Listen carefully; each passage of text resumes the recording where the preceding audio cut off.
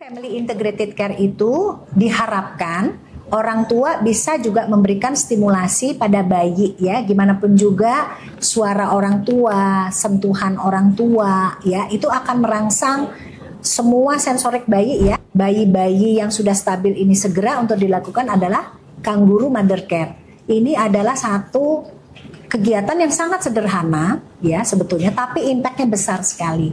Kita meniru dari perilaku binatang kanguru ya.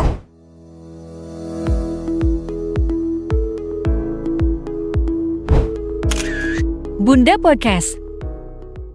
Family Integrated Care itu pemeran utamanya adalah perawat. Ya, jadi kita sangat berharap perawat mempunyai peran yang sangat besar membantu orang tua supaya dapat merawat anaknya sesegera mungkin.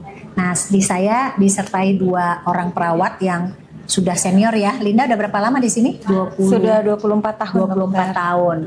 27 tahun. Jadi artinya mereka sudah cukup lama bermain di NICU gitu ya. Nah, tetapi memang Family Integrated Care ini kami baru secara intens melakukan ini tahun ketiga. Tahun ketiga ya.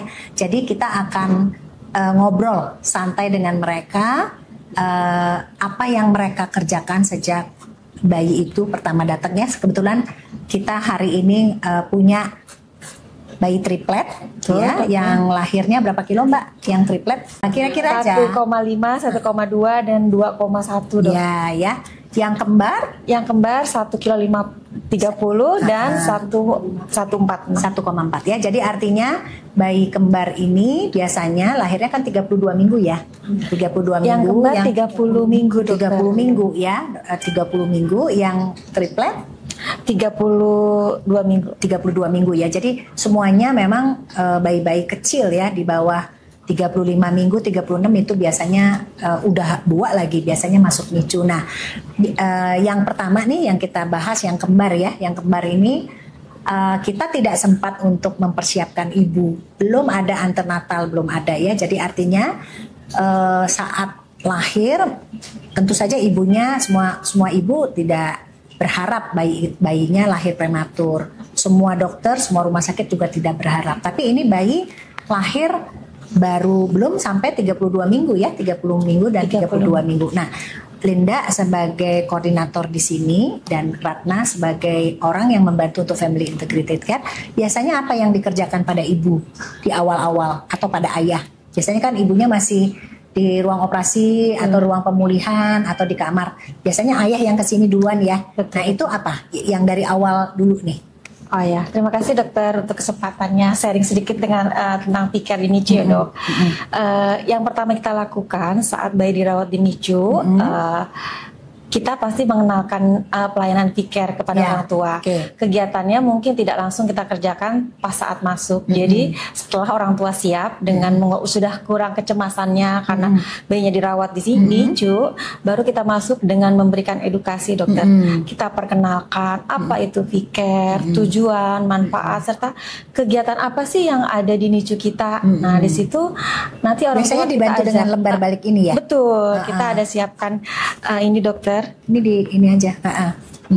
Ini nanti kita edukasi ke pasien tentang PCare, tentang tujuan, pengertian, serta juga sini kita tampilkan kegiatan-kegiatan PCare yang pernah dilakukan sama orang tua sebelumnya dok di sini. Jadi saat mereka kita edukasi, mereka sudah terbayang nih, oh saya mau ngapain aja di sini terhadap kepada bayi saya gitu dokter. Ya. Ini semua dok. Semua ya. Jadi sini ada gambar-gambar yang dikerjakan. Ya, jadi ada yang mengganti popok ya. Iya. Ada yang mengukur suhu gitu ya. Betul dokter. Ada touching di sini.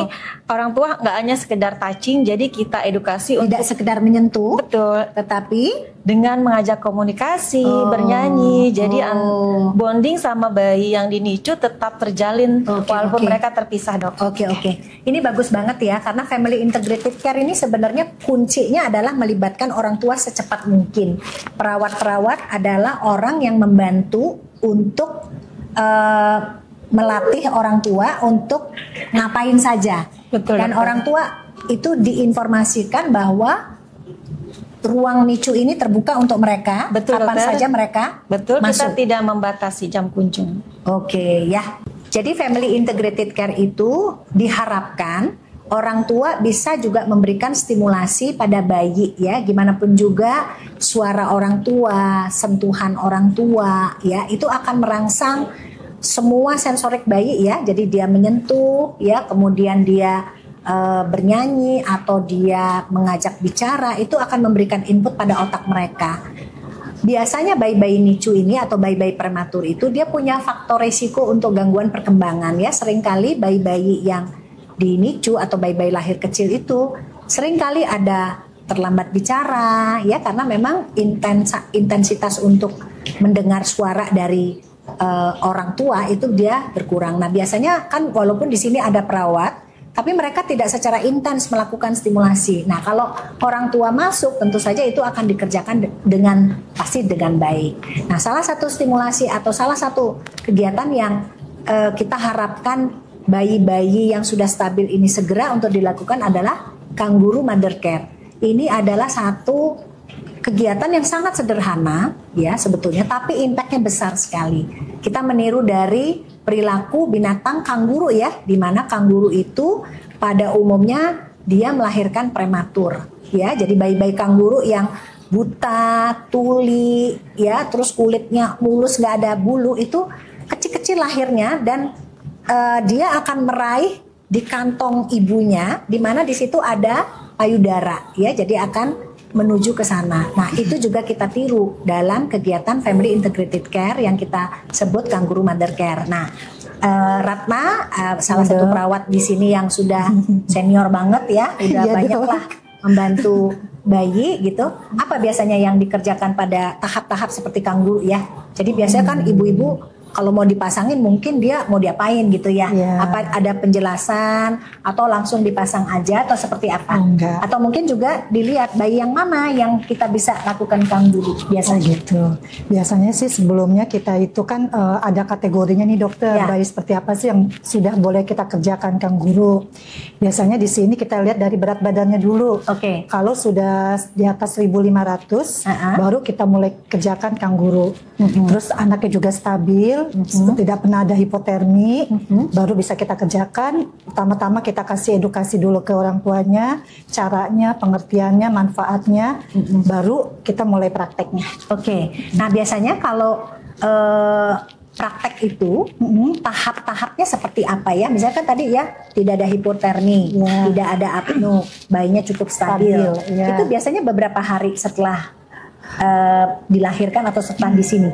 Kalau bisa secepat mungkin dokter. Kalau memang bayinya stabil bagus. Kalau memang udah memenuhi kriteria yang tadi langsung aja bisa. Dan nanti, ibunya juga harus siap sih. Ya Jadi nanti mungkin diceritakan juga tahap-tahapnya ya. Jadi artinya ibunya harus duduk atau berdiri atau bagaimana gitu.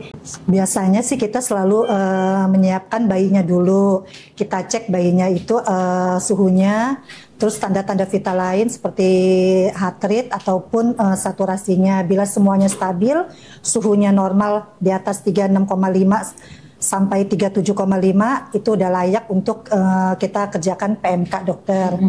Terus kalau sudah selesai bayinya udah siap, baru kita menyiapkan orang tuanya. Tapi bayinya masih dalam keadaan di dalam inkubator. Di dalam inkubator. Ya. Kita udah siapin tempatnya, kita buat senyaman mungkin di sofa ataupun di bangku yang enak lah kita pakai. Ibunya biasanya kita minta tolong cuci tangan. Terus sebelum kesini mandi dulu dokter.